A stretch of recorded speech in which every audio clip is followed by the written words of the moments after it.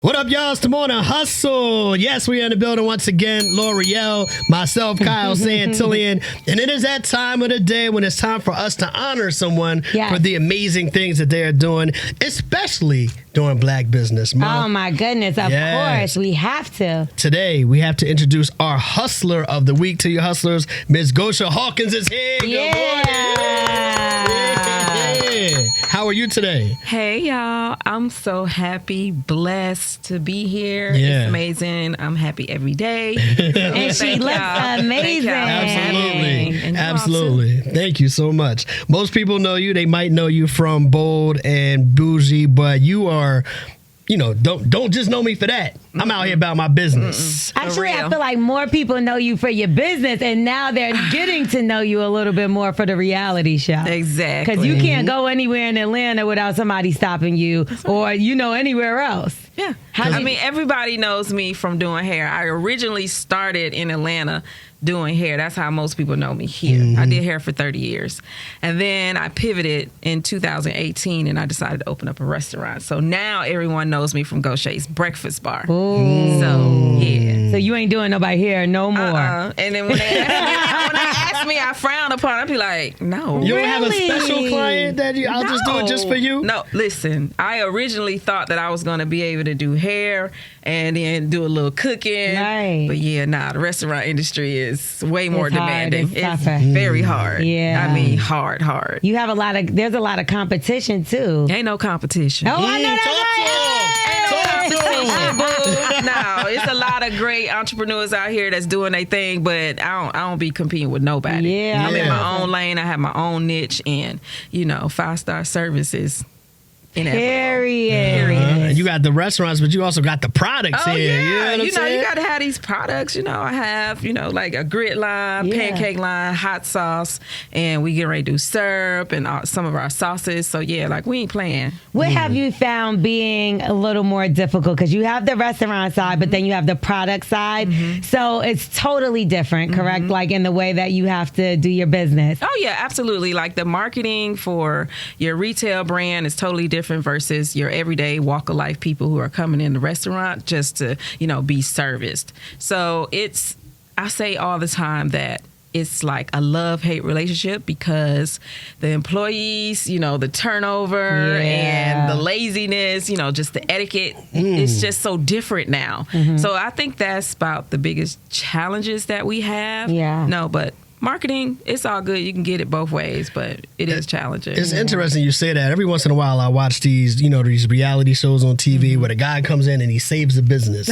I love that. And he's like pushing things off the counter, like beating people up. Right. And I just watched one recently, and it just made me realize how much, as a business owner, you do have to watch out for in terms of employees. There was one, the bartender was hooking people up so much, she was losing half of what she should have been making on her bar every night. Wow. So portion control. How difficult is it to sift through the people that are really going to truly put in the work and not mess up the business for you? It's very difficult. It's almost like trial and error. You like to really interview people and you have to ask the right questions. And even when you ask the right question doesn't always mean that you're going to get that right person. So basically after you get them in, you train them, you see how they work. It's either they fit or they don't. It's just that. You waste a lot of money just on training and bringing people on, onboarding, but it's just a process that we have to do. Yeah. And now we're doing the reality show. Has that increased business for you? And do you have people that come in trying to be haters of the show or maybe, something like that? I take all criticism as a marketing tool, you know what I'm saying? Because negative is still good for me and good is still the same. But I don't feel like we had a big boost in, sales because we were already busy. But I do get people who come in. I do get people that come in and say, hey, I watched the show. I love you, da-da-da. And so that makes me feel great, because on the show, I did ask a lot of questions and people felt like I was doing too much, but I feel like I'm asking the questions that people want to know. Right. And so that's what I did. But you also didn't have you wasn't a part of the fighting drama. Oh, no, I don't do that, baby. I'm too cute. I'm too cute. And my brand is too big. I don't have time to be fighting. I'm not on one of these shows that I'm not on what's the bad show, Yeah, the Bad yeah, Girls yeah. Club. Yeah. Nah. So is that like a conversation that you and Carlos King had where you're like, listen, I'll open up my life, but no altercation? Nah, it wasn't a conversation at all. I think like with the group of girls that we had, he just knew better. Like we're not those type of girls. Right. I feel like they push you to the edge sometimes. I feel like though. you can have conflict, but even though the conflict, it has to be a resolution. Right. So I think that's just everyday drama that happens in itself every day. Yeah, Anyway. and you have to do that a lot at work. I'm sure there's things that go over. They're like trying to go over the person that's running his head to go to the big boss to try to get you on their side. And we try to stop that. There's a chain of command that they have to follow before it gets to me. Right. And so I want to make sure that the managers know that we have their back. And, if I allow the team to come to me over them, then that doesn't look like I have their back. That's So true. I make sure they follow the proper steps first before it comes to me. What kind of advice do you have for people that are considering entrepreneurship? Now let me set this up a little bit because I'm a little bit nervous about the future. We were talking earlier amongst ourselves about AI, how it's going to affect jobs. God, I have children, so I think about their future versus mine. And I was saying that I feel like it's probably a better bet in terms of getting paid going the entrepreneur route than just trying to get a job somewhere these days. What advice would you have for that? I feel like AI is a catch-22. And I say that because in the restaurant industry, you have a lot of people who don't want to work. Work ethics are sorry. They want high labor. They want high, wage pay, but they don't want to do the work. So I feel like in that case, AI is great because you look at McDonald's, they have, The flipper, a burner restaurant flipper, full yeah. of robots. I mean, well, people don't want to work. And I think that's great. But when it comes to other industries, such as the music industry and things like that, how the AI is taking over people's, voice, I don't think that's, right. Yeah. Right. So, I think it's a catch-22, but I think you have to definitely get out and be an entrepreneur, get you a skill, something that a robot cannot do, and make it work from there. When you see like the political views that are going on nowadays and they're saying that they're going to stop taxing the workers on their tips, are you for that or how does that affect a business? Are you speaking of servers and bartenders? Because I believe that's what it's policies for both. believe so, I think it's mostly for the servers and the bartenders. Well, I think they should make a law to stop taxes on business owners. So we can get that money. Stop taxing on business owners altogether. That sounds like Trump side. Let me be clear. Okay. Now, this is what I want to say about the politics. Then when it comes to Trump and it comes to, Ms. Harris. So my thing is I would never vote for Trump, ever. I do like how he treat, business owners. I do love that. But I would never vote for him just simply for the rhetoric and all the racism, all that. Like if he didn't have all that comes along with him, I definitely would vote for him. As far as a business owner, definitely. yeah. But I do think Republicans are better for business owners, but I would never vote for them. Right. But, okay. I do think that's something that the Democrats need to work on when, they're in office, how to help business owners, in the tax brackets. Yeah. Like, it doesn't make sense that we make all this money and then we're taxed the most. Like, See, people, the perception we is still that you have a guys are lot of taxed the things. least. No, we're not. That's a perception. When Trump is in there, that's what they're saying. But definitely that's not the case. It's almost like it's low class. There's no middle class anymore, it seems like.